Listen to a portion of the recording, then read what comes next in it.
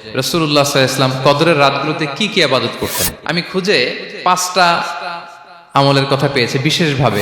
রাসূল সাল্লাল্লাহু আলাইহি ওয়াসাল্লাম বলেছেন, মান হুরিমা খায়রাহা ফাকাদ হুরিম, যে কদরের বরকত থেকে খায়ের থেকে বঞ্চিত হলো সে আসলেই বঞ্চিত। হি ইজ দ্য লুজার, সে হতভাগা, সে পোড়া কপাল, সে বঞ্চিত। লাস্ট 10 days অফ রমাদান খুব গুরুত্বপূর্ণ, সবচেয়ে the cream time of Ramadan. I repeat, এটা রমাদানের একেবারে মাহেন্দ্রক্ষণ। এই 10 দিনের যে কোনো 10 রাতের যে কোনো রাত কদর হয়ে যেতে পারে, বিশেষ করে অড নাইটস গুলো 21, 23, 25, 27 এবং 29, যে কোনো দিন হয়ে যেতে পারে কদর। সো বুদ্ধিমানের কাজ হচ্ছে আমরা যেন রমাদানের শেষ 10 রাতে লাগাতার একইভাবে একই স্পিডে আমরা যেন ইবাদত করি। কোন রাতে বেশি করলাম, হয়তো 27-এর রাতে আমি খুব ভাব গাম্ভীর্য নিয়ে খুব আবেগ নিয়ে ইবাদত করলাম, কিন্তু হয়ে যেতে পারে যে এবছর কদর ছিল 25-এর রাত, হতে পারে না? পারে। তো আমরা তো মিস করে ফেললাম। তো আমরা যেন মিস না করি। বুদ্ধিমানের কাজ হবে সমানতালে ইবাদত করা। এবং এটা এত গুরুত্বপূর্ণ, রাসূল সাল্লাল্লাহু আলাইহি ওয়াসাল্লাম এত এমফাসাইজ করে কোন রাতের কথা বলেনি। আরবি মাস অনুযায়ী 354টা রাতের মধ্যে সবচাইতে শ্রেষ্ঠ রাত, সবচাইতে শ্রেষ্ঠ রাত সূর্য ডোবার পর থেকে হাত্তা মাতলাইল ফাজর, ফজরের সূচনা লগ্ন পর্যন্ত শান্তিময় এ রাত, বরকতের এ রাত। রাসূল সাল্লাল্লাহু আলাইহি ওয়াসাল্লাম বলেছেন, মান হুরিমা খায়রাহা ফাকাদ হুরিম, যে কদরের বরকত থেকে খায়ের থেকে বঞ্চিত হলো সে আসলেই বঞ্চিত। হি ইজ দ্য লুজার, সে হতভাগা, সে পোড়া কপাল, সে বঞ্চিত। মান হুরিমা খায়রাহা ফাকাদ হুরিম, যে কদর পেল না সে হতভাগা। এখন আমরা কি হতভাগা হতে চাই? আমরা তো শুরুতে অনেক হোপফুল ছিলাম, এত এত ব্লেসিংস, এত এত বরকত, রহমতের ফলগু ধারায় আমরা প্লাবিত হচ্ছি রমাদানে। তা আমরা তো হতভাগা হতে চাই না। তা আমরা যেন এই শেষ 10 দিন এক তালে আন্তরিকতার সাথে ঈমান ও ইহতিসাবা আমরা যেন ইবাদত করি। সম্মানিত ভাই এবং বোনেরা, তাহলে আমরা সৌভাগ্যশীলদের অন্তর্ভুক্ত হতে চাই, হতভাগা হতে চাই না। আমরা এবার একটু শুনবো যে রাসূলুল্লাহ সাল্লাল্লাহু আলাইহি ওয়াসাল্লাম কদরের রাতগুলোতে কি কি ইবাদত করতেন। আমি খুঁজে 5টা আমলের কথা পেয়েছি বিশেষভাবে। কমন যে আমলগুলো সেগুলো তো ছিলই, বিশেষভাবে 5টা কাজ রাসূল সাল্লাল্লাহু আলাইহি ওয়াসাল্লাম এই কদরের রাতে করতেন। 1 নম্বর কাজ হচ্ছে তিনি সারা রাত জেগে ইবাদত করতেন এবং পরিবারের লোকদেরকে ঘুমোতে দিতেন না, উঠিয়ে দিতেন। বছরের অন্য কোন সময়ে সারা রাত জেগে ইবাদত করার কোন নজির রাসূল সাল্লাল্লাহু আলাইহি ওয়াসাল্লামের জীবনে ছিল না। সব রাতে ঘুমাতেন। আমি জোহর বারুতে একটা কনভেনশনে the daily routine of prophet সাল্লাল্লাহু আলাইহি ওয়াসাল্লাম একটা আলোচনা করেছিলাম, যেখানে রাসূল সাল্লাল্লাহু আলাইহি ওয়াসাল্লামের দৈনন্দিন জীবনের রুটিন আলোচনা করেছিলাম। সেখানে আমরা বলেছি যে রাসূল সাল্লাল্লাহু আলাইহি ওয়াসাল্লামের দৈনন্দিন অভ্যাস ছিল তিনি এশার পরেই তাড়াতাড়ি ঘুমিয়ে পড়তেন আর মিড নাইটে উঠতেন। রাসূল সাল্লাল্লাহু আলাইহি ওয়াসাল্লামের কর্মদিবস শুরু হতো মিড নাইটে। আমাদের তো সকালে আরো অনেক পরে শুরু হয়। রাসূল সাল্লাল্লাহু আলাইহি ওয়াসাল্লামের কর্মদিবস শুরু হতো বেসিক্যালি মিড নাইটে। এশার পরে কথাবার্তা না বলে আগে ঘুমোতে যেতেন, মিড নাইটে উঠতেন, কিন্তু ঘুমাতেন। ঘুম ছাড়া রাত কাটাতেন না। সারা বছরের এটা ছিল যে এশার পর পরে ঘুমোতে যেতেন, except the last 10 days of Ramadan. রমাদানের শেষ 10 রাতে রাসূল সাল্লাল্লাহু আলাইহি ওয়াসাল্লাম ঘুমাতেন না। এই 10 দিনের ব্যাপারেই পাওয়া যায় সারা রাত জেগে তিনি ইবাদত করতেন।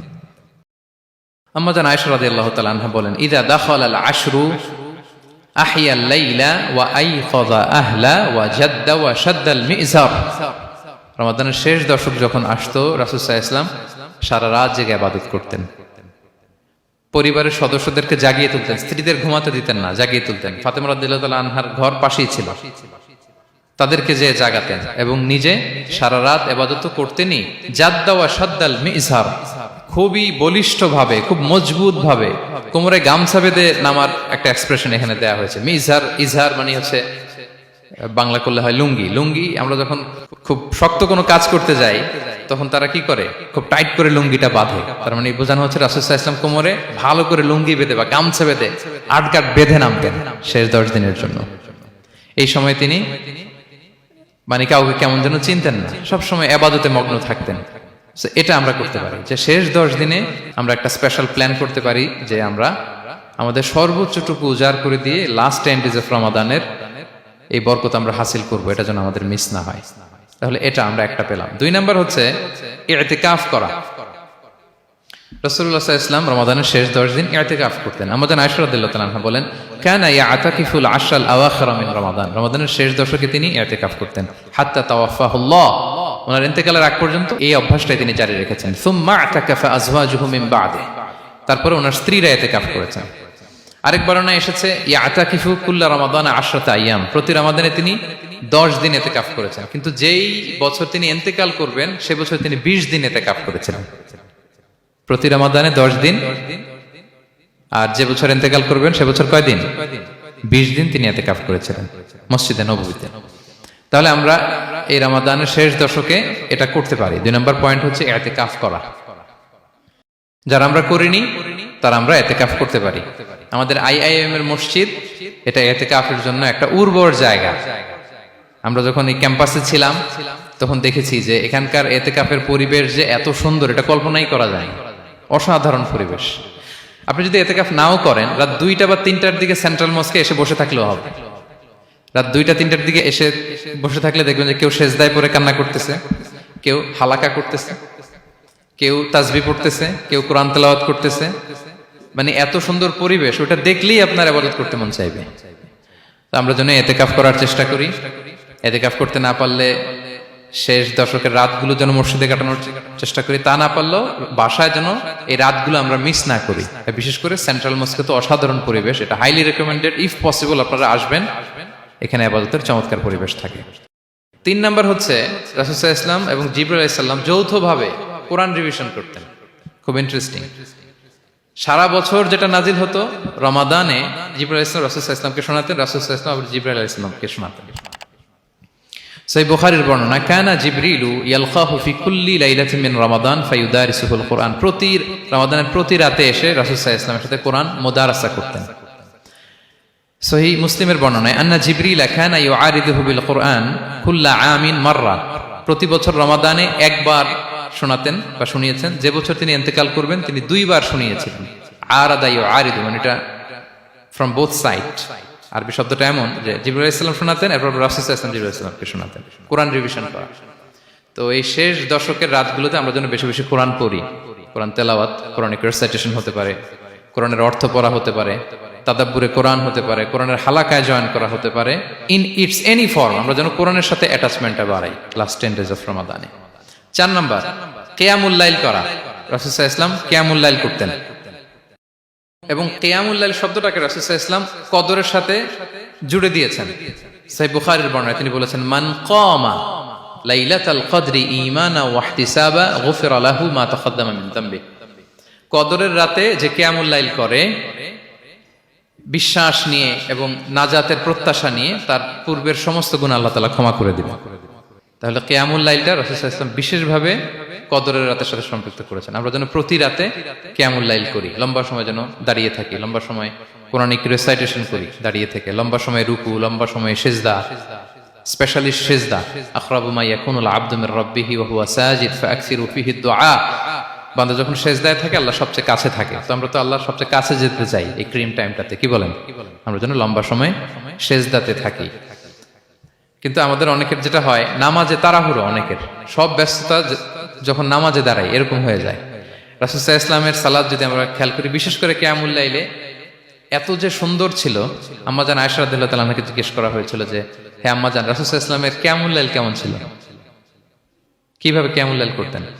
আম্মাজান আয়েশা দেখেন ওনার এক্সপ্রেশনটা কত সুন্দর। তিনি বলেছেন, ফালা তাসআল আন হুসনিহিন্না ওয়া তুলিহিন্না।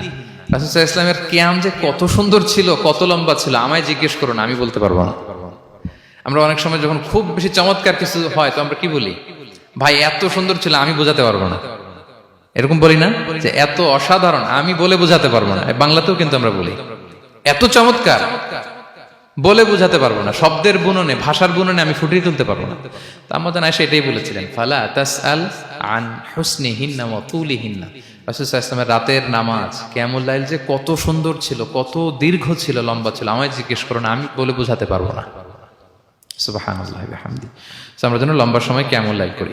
আম্মাজান আয়েশা রাদিয়াল্লাহু তাআলা আনহা আরো বলেন, কানা ইয়াকুমু মিনাল লাইলি হাত্তা তাতাফাত্তারা কদামা। এত দীর্ঘ সময় দাঁড়িয়ে থাকতেন, থাকতে থাকতে ওনার পা ফুলে যেত, পা দুটো ফুলে যেত। আপনিও দীর্ঘ সময় দাঁড়িয়ে দেখেন যে পায়ে ঝিম ধরে যাবে, পা ফুলে যাবে।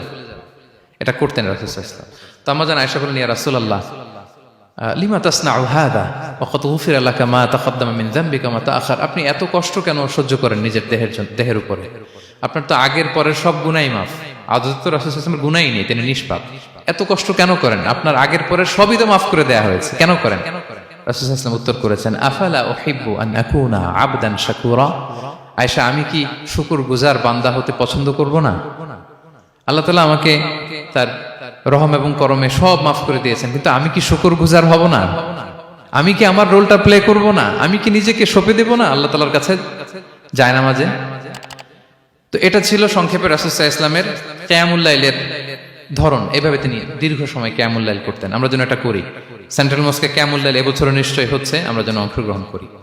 5 নম্বরে রাসূল সাল্লাল্লাহু আলাইহি ওয়াসাল্লাম দোয়া করতেন।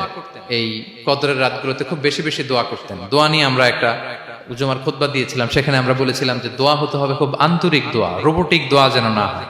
আপনার আবেগ, ভালোবাসা, মনের মাধুরী মিশিয়ে, চোখের পানি মিশিয়ে, অশ্রু সিক্ত করে এই দোয়াটা করতে হবে, তাহলে সে দোয়া আল্লাহর কাছে কবুল হবে। আমরা যেন আমাদের ভাব, আবেগ সব ঢেলে দিতে পারি আমাদের দোয়াতে, আমাদের সেজদায়, আমাদের কিয়ামুল লাইলে। এবং যে কোনো ভাষায় কোরআনিক দোয়াগুলো রেকমেন্ডেড, হাদিসের মাসুরগুলো রেকমেন্ডেড। তাছাড়া আপনার নিজের ভাষায় আপনার কি চাওয়া, আপনার কি আকাঙ্ক্ষা, আপনার মনের কষ্ট, যাতনা সবকিছু আপনি আল্লাহ তাআলার কাছে পেশ করুন। এবং আম্মা জান আয়েশা জিজ্ঞেস করেছিলেন, ইয়া রাসূলুল্লাহ, আমি যদি কদর পেয়ে যাই আমি কি বলবো এ রাতে? মা আদউ, কি দোয়া করব? রাসূল সাল্লাল্লাহু আলাইহি ওয়াসাল্লাম বললেন, তাকুলিন, আয়েশা তুমি বলবে, আল্লাহুম্মা ইন্নাকা আফুউন তুহিব্বুল আফওয়া ফাআফু আন্নী। আয়েশা তুমি যদি কদরের রাত পেয়ে যাও এটা বলবে, হে আল্লাহ আপনি ক্ষমাশীল, আল্লাহ আপনি ক্ষমাকে পছন্দ করেন, আল্লাহ তাই আপনি আমায় ক্ষমা করেন।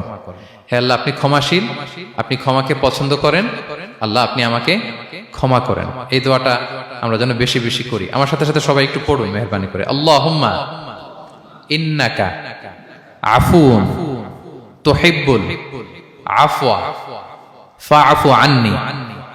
আল্লাহুম্মা ইন্নাকা আফুউন তুহিব্বুল আফওয়া ফাআফু আন্নী। হে আল্লাহ আপনি ক্ষমাশীল, আপনি ক্ষমা করাকে পছন্দ করেন, আল্লাহ আমাকে ক্ষমা করেন। আমরা আমাদের নিজেদের ভাষায় অনেক দোয়া করতে পারবো, কিন্তু রাসূল সাল্লাল্লাহু আলাইহি ওয়াসাল্লামের শেখানো দোয়াগুলো এটা হচ্ছে মানে very precise in wording but comprehensive in meaning. এটার অর্থ, এটার আবেদন এটা অনেক বেশি। আমি অনেক 10টা 20টা বাক্য বলে এত সুন্দর কথা মিলাতে পারবো না। রাসূল সাল্লাল্লাহু আলাইহি ওয়াসাল্লাম যেটা শিখিয়ে দিয়েছেন, আগে আল্লাহর প্রশংসা করলাম, আল্লাহ আপনি ক্ষমাশীল, আবারও প্রশংসা, আল্লাহ আপনি তো ক্ষমা করাকে পছন্দ করেন। যেটা আপনি পছন্দ করেন না ওইটা তো চাচ্ছি না, যেটা আপনার পছন্দ, যেটা আপনি করতে ভালোবাসেন, গাফিরিজ যামবি ওয়া কাবিলিত তাওব, আপনি ক্ষমা করাকে পছন্দ করেন, তওবা কবুলকে আপনি পছন্দ করেন, তো সেটাই তো চাচ্ছি আপনার কাছে, আপনি আমার তওবা কবুল করুন, আল্লাহ আপনি আমাকে ক্ষমা করুন। সো এই দোয়াটা প্রত্যেক রাতে যেন আমরা বেশি বেশি করি সম্মানিত সুধী। এবং এই যে রিমাইন্ডারগুলো শুনলাম, এটা রমাদানের পরেও যেন আমরা অব্যাহত রাখি।